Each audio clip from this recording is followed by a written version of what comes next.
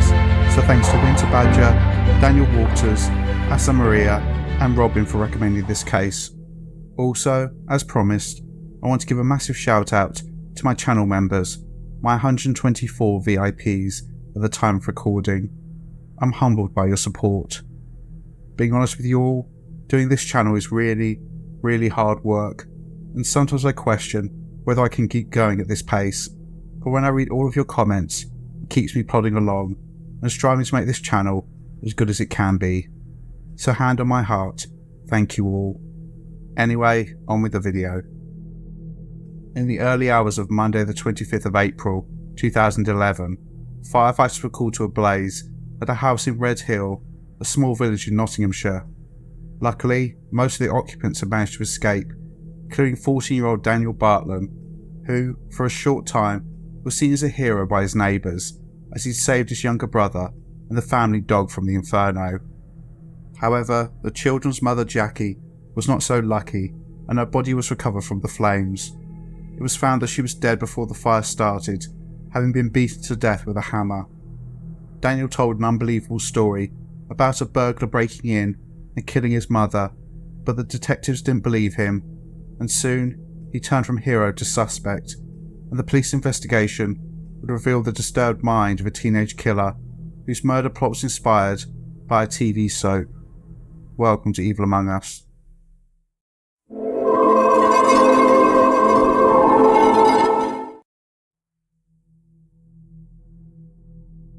At around 2 AM on Monday the 25th of April 2011, a call was made to 999 reporting a fire at a property in Georgia Drive in the village of Red Hill, which is around 4 miles outside the city of Nottingham in the county of Nottinghamshire, which lies in the East Midlands of England.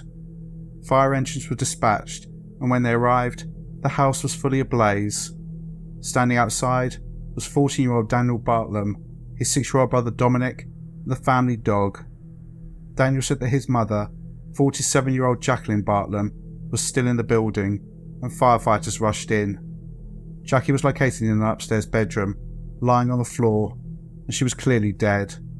Her body was so badly burnt that it would later only be able to be identified through dental records. By 11 AM, the road surrounding the property was blocked by police officers and fire investigators who were combing through the wreckage of the Bartlam family home.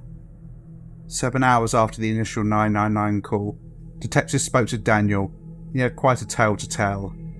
He said that in the early hours of the morning, he'd been awoken by a noise, and when he went into the hallway, he came face to face with a masked man. The man then threw a hammer at him and fled from the house. Daniel then went to his mother's bedroom and saw a fire taking hold, with her lying unconscious or dead on the floor. Daniel said that he'd left the room, grabbed hold of his little brother, dragged him out of bed, and they ran outside. He then said that he went back into the building to save the family dog, and although he tried to get to his mother's room, the stairs were now impassable. He and Dominic then ran to a neighbour's house, who called the fire brigade. The detective would later say how convincing Daniel was when telling his story. For a brief moment, amongst his neighbours, Daniel Bartlam was considered a hero. His quick thinking had inevitably saved his brother's life, and he'd even risked his own safety to save a pet. Some credibility to Daniel's story appeared to come from Jackie's autopsy. It was found there was no smoke damage to her lungs, so she was dead before the fire started. Her cause of death was determined to have been due to 7 hammer blows to her head and face, which had shattered her skull. Close to where Jackie's body had been found, detectives recovered a lump hammer. This, Daniel told them, was the hammer that had apparently been thrown at him, and which he assumed had been used to kill his mother. So job done then. A masked intruder had broken into the home, been disturbed by Jackie, and then in a panic, beaten her to death. He had then set fire to the house in order to destroy evidence. However, detectives were instantly suspicious, as this made no sense. By and large, burglars would do anything to avoid confrontation. They'll tend to burgle houses where the occupants are out, and if they're disturbed whilst robbing the place, they'll run off. Yet on this occasion, some random guy had broken into a house in the early hours of the morning, so there was likely to be someone in there asleep, and whilst much of the interior of the home was damaged, it was clear to see that items of value, such as TVs and laptops, had not been touched. Things got stranger still when the cause of the fire was identified. Jackie's body had been surrounded by newspaper before it was doused in petrol and set ablaze. Also, it seemed like Jackie was lying down when she was killed, likely asleep. So some masked burglar had broken into a house, stolen nothing, then beaten a woman to death who posed no threat to him, then either went looking for petrol and pieces of newspaper to set fire to the house, or brought these things with him. Right. Things became even more bizarre when it was found that the lump hammer that had been recovered was not the murder weapon. Jackie had been beaten to death with a claw hammer. The police searched the house and found the murder weapon, hidden in her son Daniel's room. It had been wiped clean, but DNA linked it to both him and Jackie. This was all the police needed, and within 24 hours of the first 999 call, 14-year-old Daniel Bartlam was arrested on suspicion of murdering his mother Jackie. This key piece of evidence was presented to Daniel during interview, and he changed his story. He claimed that he'd woken his mother up in the early hours of the morning, and they had an argument when he asked her where his new trainers were. During this argument, Jackie apparently called her son a freak. He then got a hammer and hit her, beating her to death, not only for this insult, but for years of mental and physical abuse that he claimed he'd been subjected to by his mother. The detectives didn't believe a word, and neither did the Crown Prosecution Service, who authorised that Daniel Bartlam be charged with murder on Wednesday the 27th of April 2011, just 48 hours after the crime. The next day, he appeared at Nottingham Crown Court and was remanded into a secure children's unit. With Daniel safely locked away, the police began building their case. For 2 weeks after the fire, the remains of the Bartlam house were examined in minute detail, and one piece of evidence would blow the case wide open and seal Daniel's fate: his laptop, which had survived the fire. The contents of this device would show not only that Daniel Bartlam was a cold-blooded killer, but that this 14-year-old child was obsessed with murder, rape, and incest. Daniel Bartlam was born on the 11th of November 1996 and grew up in Nottinghamshire with his parents Jacqueline and Adrian in what was described in the press as a comfortable middle-class household in the village of Nuttall. There are no reports of any concerns in Daniel's early years, but I imagine, considering what he went on to do, there were red flags, even at a young age. Due to his father's income, Daniel was able to attend Dagfer House, a private school in Beeston. In 2005, Daniel was joined by a brother who was named Dominic. However, by this point, Jackie and Adrian's marriage had come to an end and they divorced. The boys remained living with their mother, but would regularly see their father, but it's reported they had very different parenting styles. Someone who knew the family later stated that Adrian would spoil the boys with lavish gifts, while Jackie was reported to be the stricter of the two. However, as we'll get to, I don't believe this was true, and I think that a lack of boundaries was part of the issue in this case. The divorce apparently resulted in a total change in Daniel's behaviour. A neighbour later stated, quote, "He used to be a pretty lively kid who played out in the street with other youngsters his age. As he got older, and after his mother and father split, he became much more withdrawn." Daniel and Dominic had to leave private school and attend free community schools. Whilst Dominic adapted to this change, Daniel struggled. He's reported to have had no friends at school, been bullied, and quickly withdrew himself, which would involve him spending most of his time in his room, gaming and surfing the internet on the laptop that his father had brought him. He even had a YouTube channel for a short time, which he would upload to occasionally. Hello YouTube, this is Daniel EB1702 here, and it's finally happened. I now have an iMac, and I can now make bigger and better videos. Aside from appearing lonely and isolated and being considered odd by his classmates, Daniel was perceived as generally normal and rational. However, behind the scenes, Daniel was displaying extremely concerning behaviour. The best insight into his deterioration comes from statements later provided by Simon Matters, Jackie's boyfriend, who she began dating in 2007 when Daniel was around 10 years old. In 2009, Jackie was preparing to move the boys into the detached house in Georgia Drive, where she'd be murdered just 2 years later, and Simon was helping her pack. While clearing up Daniel's room, Simon smelt something rancid. He soon found the source of the smell: several plastic boxes hidden under the bed, full of urine and feces. There were also towels in another box, which Daniel would use to wipe himself clean. Both the human waste and the towels had clearly been there for some time, so whilst Daniel was on his bed, playing on his laptop, his own waste was located beneath him. This wasn't the only disturbing discovery in Daniel's room. In his laptop bag, Simon found pieces of Jackie's underwear, which she'd been looking for, unaware that her own son had apparently been collecting this and storing it for reasons which I think are obvious, but I'll spell out later. Simon spoke to Jackie about this, but she brushed it off, thinking this behaviour was harmless. Daniel was also bullying his brother Dominic, pinching and hitting him. This went beyond simple sibling disagreements and squabbling. Daniel seemed to be enjoying exercising power and control over someone younger, smaller, and weaker than him.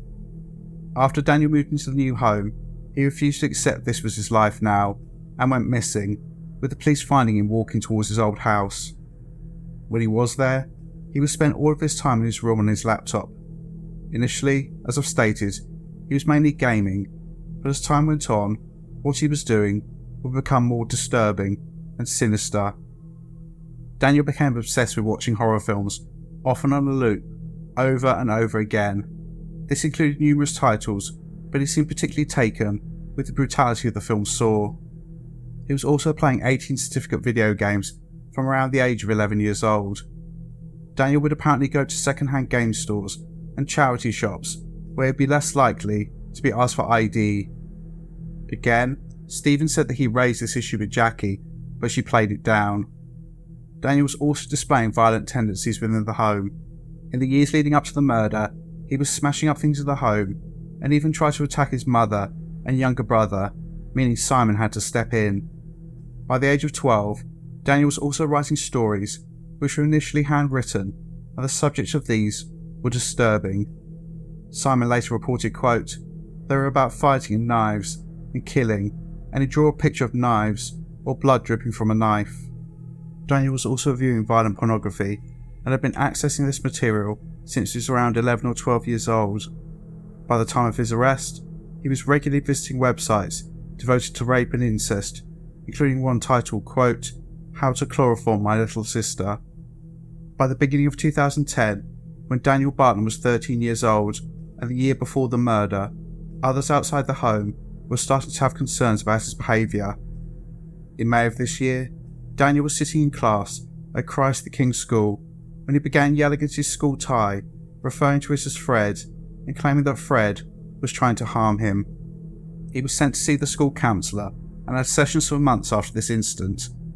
Daniel apparently opened up to the counsellor and said that he was having nightmares, had pervasive feelings of sadness, and that he was hearing a voice which, quote, "tells him to hurt particular people who would upset him and made him angry, and that he was almost fully controlled by it and finding it hard to resist." Despite this statement, it doesn't seem as though any safeguarding was done. It's not clear whether Jackie was told about her son's statements, but given how she'd reacted to concerns raised by her partner Simon, I'm not sure she would have seen how dangerous Daniel was becoming. In between these sessions with this counsellor, Daniel Barton continued to live his life in his own fantasy world, characterised by violence. It wasn't just violent movies and games which were warping the already disturbed mind of Daniel Barton, it was also TV soaps. Half an hour of escapism that millions of people around the country tune into, and then when the show's over, get on with the rest of their day. But to Daniel, it was a way to get ideas of how to commit the perfect murder. In 2010, Daniel was obsessed with the character John Stape in the long-running UK soap Coronation Street, whose storyline throughout that year involved him kidnapping and killing several characters, culminating in an episode on the 6th of December where Stape murdered another character called Charlotte Hoyle by beating her to death with a hammer and then dumping her body at the scene of a nearby tram crash so that it would be believed she was killed in this disaster. By the date this episode aired, Daniel had just turned 14 years old, and he decided to use what he'd seen to begin to formulate a plan to kill his mother. In March 2011, after being referred by his counsellor, Thornywood Child and Adolescent Mental Health Services conducted a mental health assessment on Daniel. He was determined to display no signs of mental illness and to pose no risk to himself or others. This was just 6 weeks before he murdered his mother. In those last 6 weeks, Daniel began writing his own soap script, with himself as the main villain. In court, it was stated that he cast himself as a master criminal who committed a string of rapes, assaults and murders. Daniel wrote this on his laptop and deleted it, but the police were able to recover it, and it was this document that was integral to his eventual conviction. Only a small portion of the narrative has been released, with parts of it being redacted, but the most relevant part reads, quote, Daniel Bartlam, 1997 to 2047, the longest serving male character to be on the show. The only place he couldn't get away with his bad deeds was his mother Jackie. So, one evening, made it look as though it was a break-in and murdered his mother with a hammer and then set her and the family home alight. As well as writing his plan to kill his mother, Daniel's consumption of violent media increased exponentially. It was found that in the weeks before the crime, he visited websites about murder, incest and rape 17,000 times. By the Easter weekend of 2011, Daniel Bartlam was ready to turn his fantasies into horrifying reality. Only Daniel and Jackie Bartlam know what happened in the early hours of Monday the 25th of April 2011, but one isn't able to tell us, and the other likely never will, but the forensic evidence and testimony from neighbours gives us a rough idea of the sequence of events. So the 24th of April 2011, Easter Sunday, was a typical day. Daniel took his pet dog Meg to get her coat trimmed, mowed his mother's lawn and ate some Easter eggs. There was one minor disagreement about a broken video game, but that was the extent of the tension in the house. No one who saw Daniel on that day detected any signs of anxiety or distress. In fact, he seemed quite happy, inevitably counting down the hours until his mother went to bed and he could enact his plan. The family were all in bed by midnight, and at around 1 a.m, Daniel snuck out of his bed armed with a claw hammer. It's not clear in any report whether this was something he bought or this was already in the house. He then snuck into his mother Jackie's bedroom and stood over her, watching her sleep. Daniel then caved his mother's head in and deformed her face with 7 blows from the hammer. It seems that Jackie potentially woke up after the first blow, but was quickly overpowered. When Jackie was dead, Daniel dragged her body onto the floor and surrounded it with scrunched up pieces of newspaper and doused her in petrol. Before setting her alight, Daniel took a second hammer, a lump hammer, and placed it close to his mother's corpse. Again, it's not clear where the second hammer and the petrol came from, but inevitably, whether these items were bought or already located in the house, they were not grabbed in a panic. They were clearly stored somewhere ready, all part of his plan. Daniel then started the fire, and before it took hold, he grabbed his brother Dominic and dragged him down the stairs. Before leaving, he turned on the gas stove in the house to accelerate the fire, hoping it would destroy everything. He then went back in to retrieve the family dog before going to the neighbour's house, who then called the fire brigade. Whilst Dominic stood crying and screaming for his mother, Daniel was calm, never once expressing concern for Jackie, and he went around the neighbours who had come out of their houses to help, telling them about the fact that a masked man had broken into the house. Daniel Bartlam thought he was extremely clever, that he committed the perfect crime, but, as we've already covered, within 48 hours he'd been charged with his mother's murder and was remanded into a secure children's unit to await his fate. Daniel Bartlam's trial began at Nottingham Crown Court in February 2012. He knew the writing was on the wall, and, as he'd done with the police, he admitted that he killed his mother, but claimed it was not a planned crime. He had simply lost control as a result of years of physical and emotional abuse at the hands of Jackie, Therefore, he was guilty of manslaughter and not murder. His defence was incredibly weak. Not a single person who testified during his 2-week trial had anything bad to say about Jackie. There was no social services involvement with the family, and no one had ever seen any hint of abuse in the home. In fact, Jackie was repeatedly described as a loving and caring mother whose children were the centre of her world. The prosecution easily countered these lies, and it was the contents of Daniel's computer which ultimately damned him, as it was clear that he'd written out his plan and then carried it out to the letter. Other elements of Daniel's behaviour showed his cunning, including putting the lump hammer near his mother's body to try to convince the police this was what the masked intruder had used to kill Jackie, whilst hiding the actual murder weapon in his bedroom. The jury saw through Daniel Bartlam's lies, and he was unanimously convicted of murder. His case was adjourned for the preparation of mental health assessments. On Monday the 2nd of April 2012, Daniel stood before Mr. Justice Julian Foe for sentencing. He stood with his head down most of the time. He occasionally put his hands over his face, apparently in a sign of distress, but he was seen peeking through his fingers. As part of his hearing, the findings of the assessments of both the defence and prosecution's mental health experts were relayed to the court, and unbelievably, they concluded that there was nothing wrong with Daniel Bartlam.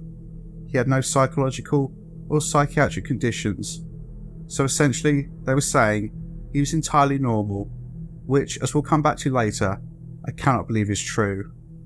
It was also later reported that Daniel had threatened at least one of the other children in the secure unit he was being held at, telling them that he would kill them, quote, like I killed my mum. Having considered all the evidence, Mr. Justice Foe delivered his sentencing remarks, including stating, quote, unfortunately for you, it was more difficult to destroy a body than you thought, and the pathologist who examined your mother's body was able to say with certainty that the attack had been with a claw hammer rather than the lump hammer you left in the room. Whilst there clearly were arguments between you and your mother, not untypical between mothers and their teenage children, I am quite satisfied there was no physical or verbal abuse by your mother, such as you alleged in your evidence at trial. He described the killing of Jackie as a grotesque and senseless crime, and said that Daniel had been obsessed with committing the perfect murder. He then sentenced him. For the murder of Jacqueline Bartlam, her son Daniel Bartlam, by this point 15 years old, was sentenced to life imprisonment with a minimum tariff of 16 years. Before leaving the courtroom, Daniel looked straight into the eyes of Simon Matters, Jackie's boyfriend at the time of her murder, who had also testified against him at trial, and drew his finger across his throat before being led away. Taking into account the time he spent on remand, Daniel will likely be eligible for parole in around 3 years, when he'd be aged just 30 years old. This is a very interesting case, as it's never really been explained why Daniel Bartlam killed his mother so brutally. All we can do is speculate, but I think an important starting point is to say that I'm absolutely staggered that mental health professionals prior to the murder and writing reports to the court stated that Daniel had no mental health issues whatsoever. I think this is completely ridiculous, and I'm not on my own in this opinion. I've read various articles from professionals and general observers who all agree there was something extremely disturbed about Daniel.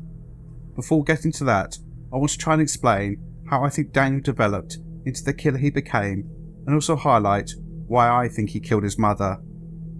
So there are no indicators of abuse in the family home, including physical violence and verbal aggression, but I think there were elements in the home which moulded Daniel into the dangerous teenager he became. I think he was likely a very spoilt child, someone who got whatever he wanted, whenever he wanted. If he wanted a new game or gadget, all he had to do was ask. He was attending private school, and the money was rolling in. Everything was comfortable, but then his parents divorced. This devastated Daniel, but I think this was solely about the fact he had to say goodbye to a privileged life that he'd become used to, which he felt he deserved. I believe there are indicators that the divorce was acrimonious. Jackie was essentially cut off and had to move property, but also the boys could not remain in private school. Daniel's father Adrian was still apparently able to lavish his sons with gifts, which makes me think he likely had the money to continue to fund the children's education, but cut this off as a way to punish Jackie. This leads me on to what I think is an insightful point I read in one article about the potential that Adrian, when he had access to Daniel, would be pouring poison into his ear about his mother, pointing out how she couldn't give him the latest games console or a new laptop, and how it was her fault the marriage had broken down, that it was Jackie's fault that he'd had to leave his private school and move to a new school where he was being bullied. It's clear that Daniel resented his new life, as he was found by the police walking back to his old school. I think he blamed Jackie entirely for this, the fact that he wasn't going to a posh school or wasn't getting the things he wanted, and this added to his resentment towards his mother, his hatred. It's been reported, as I said earlier, that Jackie was the greatest disciplinarian out of the parents, but I think there are some indicators this wasn't true. It's clear that Daniel was able to do whatever he wanted. He had unfettered access to the internet, could buy 18 certificate games and movies, and spent hours in his room with the door closed. I'll return to the issue of Daniel defecating and urinating in his room, but this must have stunk out the house, but yet his mother didn't do anything. I think there were potentially two reasons for this. Firstly, Jackie was, like Adrian, someone who didn't really impose boundaries, and so she let the children do whatever they wanted. Or potentially, she was afraid of him. I'm leaning more towards the latter explanation. I cannot really believe that Jackie would not have spoken to her son, especially when her underwear was found in his room, unless she was worried about the consequences. Regardless of why Daniel had this freedom, he did, and he used it to the fullest. Instead of adapting to his new situation, he sat in his room and seethed. He was better than this. How dare his bitch of a mother destroy everything? He felt utterly powerless, and in order to regain this sense of control, he resorted to watching violence, in both movies and games. No doubt he enjoyed films like Saw, where the protagonist John Kramer, who's dying of cancer, goes on a campaign of violence, ostensibly to punish his victims for decisions they've made in their lives. No doubt Daniel imagined his mother in one of Kramer's devices, with him in control, watching her being torn apart for how his life had turned out. This type of material he'd been watching over and over again since he was 8 years old. No doubt that Daniel was drawn to the power these horror icons had, the fact they were in complete control over whether a person lived or died. This stood in stark contrast to how he felt, utterly powerless. However, this was entirely self-inflicted. Daniel Bartlam sat in his room and sulked, like a petulant child, unwilling to put the work in himself to make his life better. He expected everything to be handed to him. Ultimately, I think Daniel Bartlam wanted to know what it was like to have that power, to feel what it was like to take another human life, and this is motivation number one, to turn his fantasy of killing into a reality. Motivation 2 relates to motivation 1. He decided that he would start his campaign of murder, and I've no doubt that's what he was planning, with his mother. Killing her would not only allow him to live out his fancies, but it would also be a form of punishment for her having the audacity to rip his life away from him. Daniel was also drawn to pornography. Masturbation became a way of making himself feel better, even for a short time, but the violence quickly became part of this. He began viewing images and movies depicting rape. Again, the same as the violence in the movies he watched, he was drawn to this material because it showed the control one person could wield over another, the fact that the man was doing exactly what he wanted and no one was stopping him. As time progressed, what he was looking at online became more deviant, and he was viewing material and websites about incest. Seeing themes such as rape and incest in the internet history of offenders is a clear indicator they've gone completely off the deep end in terms of what they find arousing and what they think is appropriate sexual behaviour. It's often an example of extremely warped sexual attitudes. This is worrying enough when someone is an adult, but the fact is that Daniel Bartlam had these beliefs when he was barely into double digits. And this brings us to what I think is a really disturbing part of this case, and likely one of the reasons why Daniel killed his mother. I think that Daniel was clearly using his mother's underwear to masturbate with, and this, coupled with his internet searches about rape and incest, suggests that he was having sexual fantasies about his mother, potentially involving sexual violence. I think these thoughts and his actions, at his core, disgusted him, and led to further resentment towards her. He killed his mother, in part to stop these thoughts. This, I think, is motivation number 3. The last motivation, I think, was rooted entirely in Daniel Bartlem's narcissism. His need to be the centre of attention, to show everyone how smart he was, to be the star of the show. He was obsessed with a particular character in Coronation Street, John State, a killer who was outsmarting everyone, who murdered someone and was able to cover it up. He wanted this to be him, the master criminal, so he wrote a script with him in the lead role, committing rapes and murders, and the only thing standing in his way was Jackie. In his story, he was the hero, and his mother was the antagonist. Whilst the press dubbed Daniel Bartlem the Coronation Street Killer, it's important to understand this was simply where he got the idea of how to murder his mother. It was not what caused him to do it. As I've outlined, he'd been having violent fantasies, likely for years, before this storyline. So motivation 4 was showing off, proving to everyone just how smart he was by killing his mother, lying to the police, and getting away with it. So I think that this one act of violence met several objectives, and Daniel Bartlem carried out his plan with ruthless efficiency. He had no remorse or regret for killing his mother. Smashing a skull in was all part of his fantasy. What I've outlined so far makes the fact that no mental health professional believed there was anything wrong with Daniel utterly ridiculous. I agree with several articles that I've read that he clearly shows traits of various personality disorders, most notably narcissistic personality disorder and antisocial personality disorder, which I think was severe enough that as an adult he would likely be diagnosed as a psychopath. The reason for this is because of the traits I've outlined, which are features to these conditions. This includes the fact that Daniel was self-absorbed and believed himself to be cleverer than everyone else. He was prone to acts of violence. He had a strong sense of entitlement. What he wanted, he believed he should get without complaint. He had a pervasive need for power, control, and to dominate others. He was manipulative. He was callous, lacking any remorse or guilt for his actions. I think this also explains why Daniel defecated and urinated in his room. This was simply an example of him being antisocial, refusing to abide by even the most basic of societal rules and norms. I imagine that something was said to him by his mother. Maybe he hadn't flushed the toilet properly or something, and his response was to shit and piss in his room. That'll show her.